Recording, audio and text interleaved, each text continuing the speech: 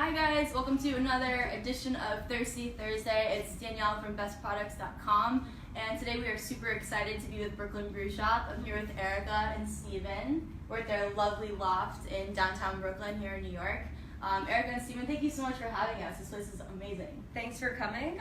We always like an excuse to drink at any hour. Absolutely. And are excited to make some pumpkin beer today. 5 o'clock somewhere, for Yeah. sure. So there are so many different kinds of beer kits that the Brooklyn Brew Shop offers, but we thought pumpkin beer right now, gorgeous out, beginning of fall, couldn't really think of a better match for what kind of beer we're trying to taste right now. So I think you guys are going to walk us through a couple steps of the process, which people can do at home when they buy this, right? Yeah. Okay, awesome. So we're going to show you how to make it from start to finish, Yeah. and we have some finished beer to taste as well. Amazing. So we can make beer, we can drink beer, and Yeah. we can top beer. Amazing. The kits are available on our website at Okay. BrooklynBrewShop.com, and Yep. also the pumpkin beer kit is at Bed Bath & Beyond this Okay. season. So Good if to you're know. out there and want to make this beer, and you want to make this beer for fall, do it now. Which you do, you Yeah. absolutely do. Okay, awesome. And then before we get into the actual recipe and making the beer, can you guys just tell us a little bit about your story and how this company Sure. came to be? When we do it over some beer. Yeah. We started a few years ago out of the Brooklyn Flea, which is a really cool market here in Brooklyn. Yep. Pretty much with the idea to make brewing feel like cooking. Yeah. And to remind people that beer is food and not a weird science project. That's Love something that. you can Thank do you. at home, Right. in your loft, or Yeah. in your super tiny New York City kitchen, or even a huge kitchen. Yeah. But yeah, so we're always brewing seasonally, so figured no better time of the season for pumpkin than fall, obviously. Yeah. Totally. So here we Cheers. have some pumpkin beer. Cheers. Thanks for having us, guys. Cheers. And have you had pumpkin beer before, Danielle? Oh, yeah. I'm like, this is really good. I usually am very picky about pumpkin beers because I feel like they can tend to be really sweet or filled with a lot of ingredients that you're like, that's not necessary for this. It's not really pumpkin beer, but this is really good. And it's more mellow than a lot of pumpkin beer that Yeah, we're that going have. for beer more than candle. Yeah, Yeah. that's good. I No, like that. because they can taste like that vanilla, like weird candle. Yeah, like you're in like someone's weird like attic or something that has like a bunch of like incense and like I don't know Someone potpourri. obsessed with Halloween. Yes, very obsessed. Like an old creepy person. Like it's not a good move. This is way better than that for sure. Awesome. So you started doing kind of seasonal packages. Yeah. And pumpkin, of course. Makes Yeah, we sense. think if you're making a beer at home, it should be something interesting, something you might not have had before. It should Yeah. be the kind of beer that you want to drink. Yeah. Totally. So, yeah. All summer we were drinking like jalapeno saisons and like really light wheat beers, and then now are starting to get into the like harvest ales and then porters and stouts. Yeah, So we're looking forward to those. yeah, too, we've got like a peppermint porter brewing up right Ooh. now, which is pretty amazing. We'll have to come back to that. That sounds awesome. Cool. All right. So you guys have done a lot of the hard work beforehand, but would you mind just kind of walking us through the basic steps that everyone kind of follows with these kits? Yeah. First step is the mash. We always say that making beer is like making oatmeal Okay. because you're just steeping the grain in hot water. So Yeah. I'm gonna open this up. We have water already warm in the pot, so that nobody has to watch the water heat up. Got it. That's no fun. No, unless you have a beer in hand, and then everything's fun. Right. That's true. And just gonna let this sit for an hour, get it all mixed in, and pretty much this is when we're converting all the grains into sugar Mhm. so that it can turn into beer. Got it. Step 1: boil the mash. Yep, so step one, the mash. Drink beer while it boils. Well, it just steeps there in Well, hot it does water. its thing. Yeah, it just Got does it. its thing. Okay. Don't need to watch it too much. Stir it a couple times during the hour so nothing sticks or burns. That's good. And then you get to move on to the next step. Okay. Check. And the next step is a weird word. There's a lot of jargon in brewing, and you can pay attention to it, or you can kind of ignore it and gloss over it, but it's called the sparge, which is a weird word that essentially translates to sprinkle. Okay. Yeah, it sounds so much more violent than that. Yeah, I was like, this is Sparta Sparja. sounds intense, Yeah. This is Sparta. It was correct. So about an hour ago, we started a mash Yeah. on our real-life kitchen stove, Okay. and we're going to take this, which has been sitting, and we're going to pour it into a strainer. Got it. So we think if you're making beer at home, just use the stuff that you already have in your kitchen. So if you have a strainer, a couple pots, you can make beer. So you fill that up, and then we're just gonna pour hot water over it. So we heated up some water to 170 degrees, and we're just gonna pour it over. So if you ever It's kind of like pour over coffee. yeah, exactly. Totally. So we're just dragging all the sugars out, all the flavor out of the grain, Okay. and All the color. yeah. So So during the sparge step, Mm-hmm. you're kind of separating all the sugars and all the flavor. You're kind of Yeah. extracting that from the mash, right? Exactly. so it's separating the liquids from the solids, but like pulling all the good stuff out of the grain. Got it. Cool. Yeah, so this is malted barley, so it's a cereal grain. It's kind of what you find in kashi and things like that. Yeah. But it has a really hard husk, Okay. and that acts as a really good filter. Okay. So you can pour hot water through it, and it'll still go through there instead of getting all gummy and just Yeah. Got it. stuck. Got it. Okay. We like to normally put this through one more time, Okay. but we can. Get the most out of it. Yeah. So like you do it the sparging 2 or 3 times. Mhm. Good Yeah. sparge. Yeah, but for the sake of the Facebook fans, we will just boil this so you don't have to watch Got that it. again. I'm sure they'll appreciate it. Yeah. All right. Cool. So I'm gonna light this. I'm not going to light that. I never have luck with these. No, it's true. And you're like, it has everything perfect, and then It's all there we about- go. Fire! Awesome. Sweet. We're gonna bring this to a boil, and the boil is when you get to add all the fun stuff. Okay. Cool. So it's kind of like making soup where the things you add in the beginning are going to be the background flavors. Totally. So, But we're not doing like carrots, onions, and celery here. No, although I have brewed Well, with carrots you before. can. Have you? Yeah. Yeah, we- It's kind of yummy. In our book, we have a gluten-free recipe with carrots. Yeah, We actually that's- hop it like an IPA, so it tastes like a real beer. It's Retreat, kinda get weird. out of retreat here. people. That's brilliant. Check that out. That's awesome. Okay. So we're adding all the goodness and Yeah, and so the things you add in, the boil is 60 minutes. The things you add in at the beginning are going to be the background flavors. So you add in some hops for bitterness. The spices you add in about halfway through. Okay. And then pumpkin, and we have actually toasted pumpkin seeds. Oh, that's too, amazing. Which if you're using fresh pumpkin, which right now You have it's to. great, you Yeah, have now to. is the time. You can just save the pumpkin seeds, roast those, and Yeah. add them in, and it adds in a lot of pumpkin flavor. Okay. Otherwise, you can use a can of pumpkin in the boil as well, and that's totally If you don't fine. have the time If to you kind want to of skip it, yeah. I mean, you're dissect spending your you're own spending flavor. 3.5 hours brewing. I understand if you don't want to add on an hour of Totally. roasting, but But with that said, the seeds do add quite a bit of flavor. yeah, they're fun, and it's just like I've been eating them. Yeah. this whole Yeah, time they're really as they're well. really They're quite nutritious tasty. too. yeah. But here we have hops, and you can give those a big whiff. Woo! So Those people are always earthy. ask what are hops, and that's pretty much what they look like when you're brewing with them. They kind of look like rabbit food. Yeah. They've Rabbit been pellets. they've been pelletized, but they're basically flowers in the same family as pot, actually. So they have a kind of a dangerous cousin. Yeah. but Similar smell, But not I would imagine. it's my understanding, according to the internet. So I know what I'm saying. and those hops give beer its bitterness. So even if you don't like super bitter beers, you're still going to want to add them in because remember, in the sparge, we're dragging out all the sugars, and Yeah. otherwise you're going to have a really sweet beer. So you just need and you already something said to you don't like balance it. sweet pumpkin. Yeah, beers, so balance that out with the Yeah, hops. so Okay. it balances it. But if we threw a ton of hops in, then we can make a pumpkin IPA. Right. We're not going to do that. Okay. It's going to make a nice Nice simple. balanced Okay, cool. beer. Awesome. So those are boiling, and So you do the hops. You let the hops kind of cook for a little bit longer than when you start to add the other Mhm. spices and ingredients. You always add hops kind of at the beginning, Okay. then you add a couple more halfway through and a couple more at the end so that you're getting the bitterness but also some flavor and then some aroma because Okay. you want beer to smell like beer. Yeah, and are you doing that by like when you're adding more hops? Are you doing that by just knowledge of how hoppy you want that brew to be, or is it like you're smelling and tasting and you go, or what is it? hops are kind of like tomatoes and tulips in the sense that there are just dozens and dozens of varieties. Okay.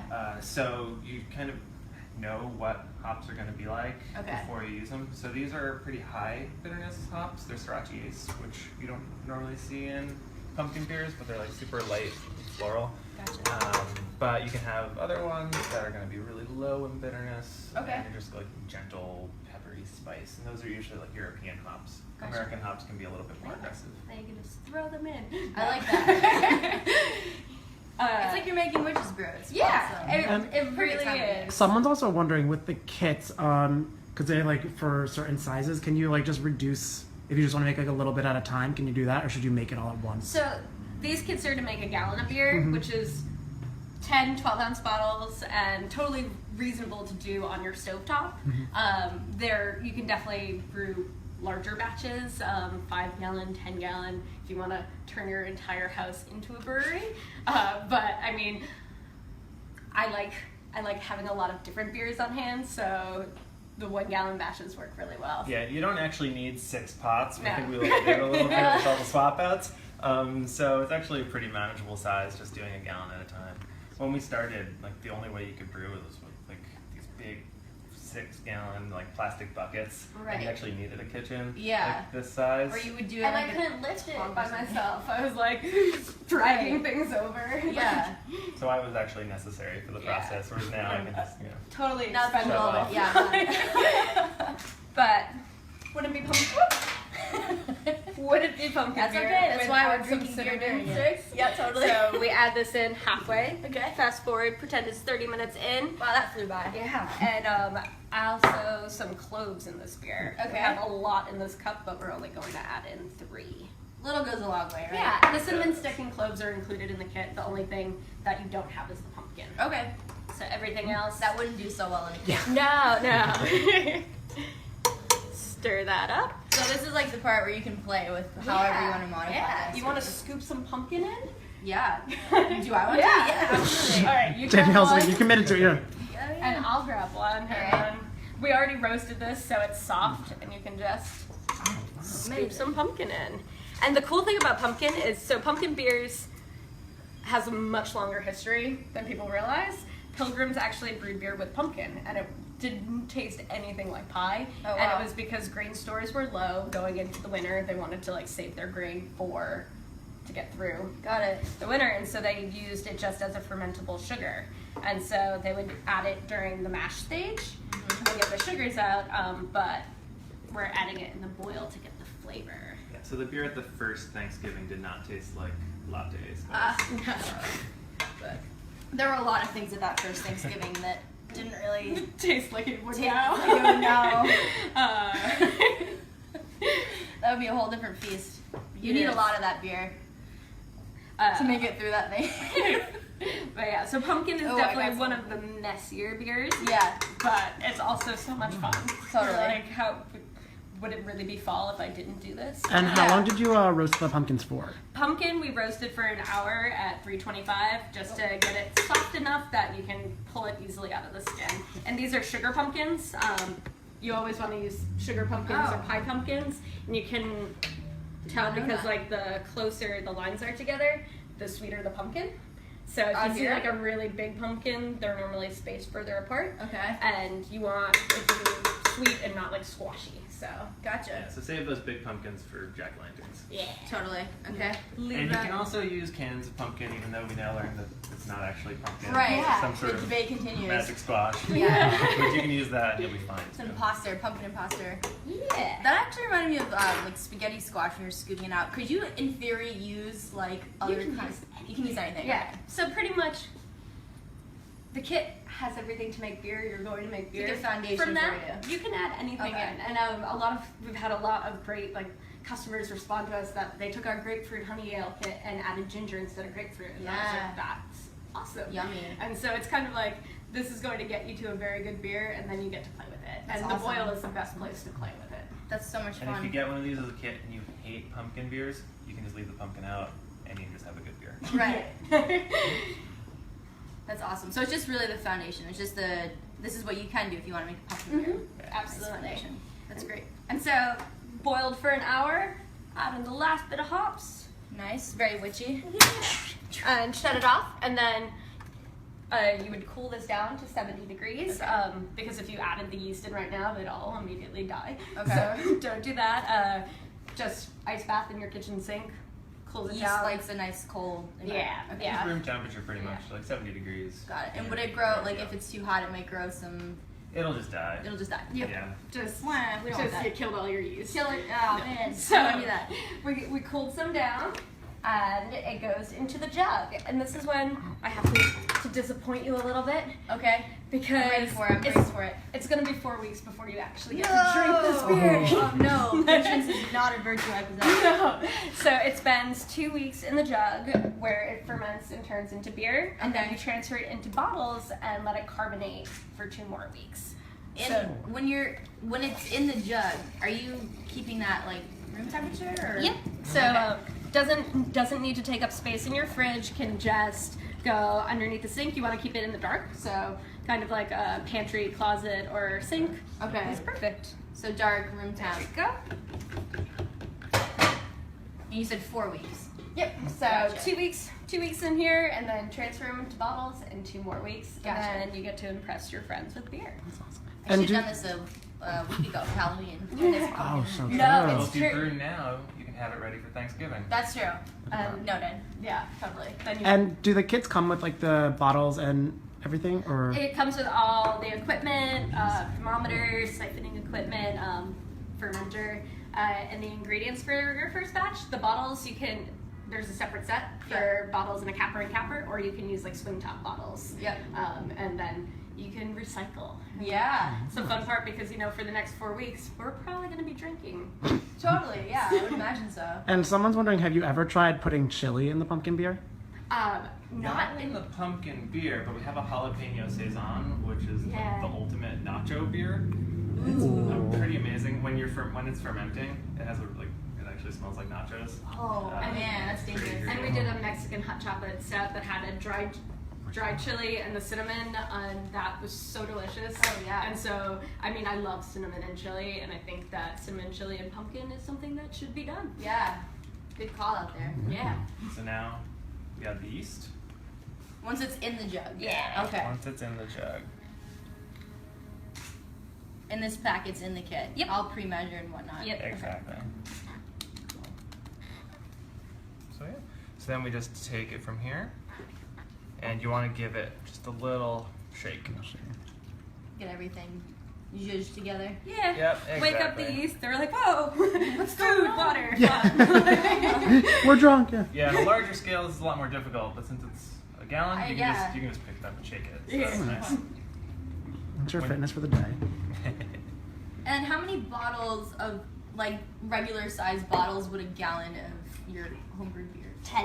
10. Yeah, Perfect. And there's downloadable labels, or you can create your own. Those It's are like cute. my favorite thing in the world is going through Instagram and being like, whoa, that graphic designers are making beautiful beer Yeah, labels those or are beer gorgeous. labels for their weddings, and I'm like, this is so cool. Totally. Ours are more straightforward, but we encourage people to get as creative as they want. Awesome. Now for the The cap. top. So you cap it. Cap it, and then put an airlock on there. Okay. And should put a little liquid Yeah. in there. Oh. We have this squeeze behind you. Yeah. Bottles are ready to go. Some sanitizer, and the part we didn't mention is that sanitization is kind of the most important part of brewing. Yeah. It comes with a no rinse food grade sanitizer, so it's just liquid that you kind of wash everything off with before you brew, while you brew, if you're Okay. eating Cheetos or other things that get all You're over snacking. you while you brew. Snack while brewing. Now that could be a fun beer. 3.5 hours. I've never gone 3.5 hours without eating. So, Yeah. keeping things clean and sanitizing as you go is just the thing to keep in mind. Incredible. Good to know. Awesome. Okay, so then 4 weeks cold, just room temperature, dark Mhm. place, right? 4 weeks, Mhm. and then you're ready to party. Yeah. Yeah. It's amazing.